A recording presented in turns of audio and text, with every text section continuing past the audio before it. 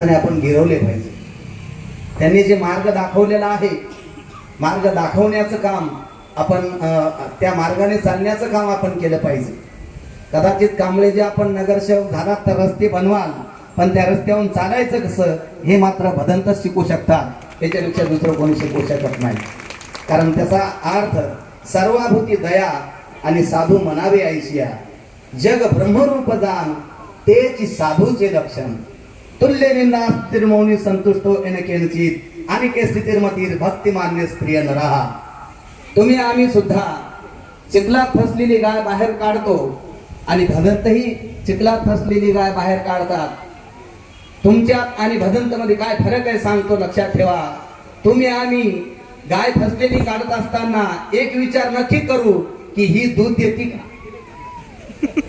हा विचार आपण करू। पण साधू जेव्हा एखाद्या चिखलामधून गाय फसलेली बाहेर काढतो, धड धाकड न पाय, चिखली रुतली गाय धड धाकड न पाय, केवळ त्या गायीचा जीव वाचवला पाहिजे हेच साधूच्या समोर आव्हान असतं। पण तुम्ही आम्ही मात्र ती गाय दूध देईलच का, तिला तर मारणार नाही ना वरी काढल्यानंतर, हा सगळा विचार आपल्या जवळ असतो। पण साधू जवळ तो विचार मावळलेला असतो। या अवस्थेला जाऊन पोहोचलेले आमचे भदंत माझ्या पूर्णेमध्ये आहेत, याचा मला नेहमी स्वाभिमान आहे। मी अधूनमधून मार्गदर्शनासाठी बऱ्याच वेळेस आमचे सातोरजी साक्षीला आहेत, त्याला पांडुरंगजी सातोरे शाहीर, की अधूनमधून मी भदंतकडे जातो, आमची विचाराची देवाणघेवाण होते। बऱ्याच वेळेस ते सुद्धा तुकोबारायांच्या मंदिरावरती आलेले आहात आणि तिथं त्यांनी एक वाक्य काढलं की पूर्णा नगरीसाठी हेही एक चांगल्या पद्धतीचं स्थळ झालेलं आहे, म्हणजे तुकोबारायांचं सुद्धा।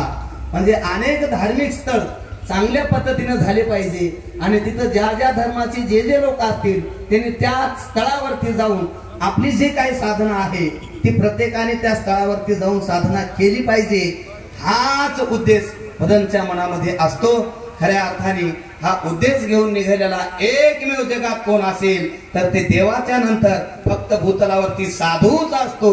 असे साधू म्हणजे आपल्या नगरीचे भदंत श्री डॉक्टर उपगुप्त महाथेरो यांच्या चरणाविंदी मी तिरवार वंदन करतो आणि माझं लांबलेले हे भाषण याच ठिकाणी थांबवतो। रामकृष्ण हरी, जय महाराष्ट्र, जय बुद्धाय नमः। धन्यवाद महाराज।